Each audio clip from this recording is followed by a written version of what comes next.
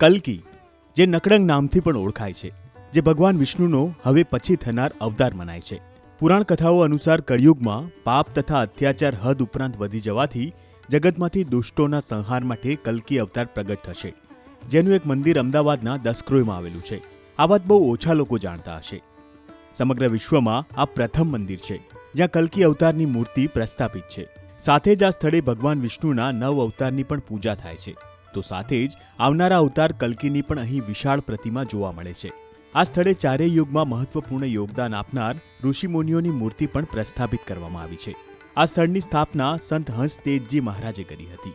પીરાણા ગામમાં આવેલી આ જગ્યા સતપંથની મુખ્ય પીઠ માનવામાં આવે છે, જ્યાં ગુજરાતના જ નહીં પરંતુ દેશભરમાંથી મોટી સંખ્યામાં શ્રદ્ધાળુઓની ભીડ ઉમટે છે. 3200 વીઘામાં પથરાયેલા મંદિરમાં મુખ્યત્વે સમાધિ મંદિર, યજ્ઞશાળા, ગૌશાળા, નવગ્રહ મંદિર, ગેમ ઝોનનો સમાવેશ થાય છે.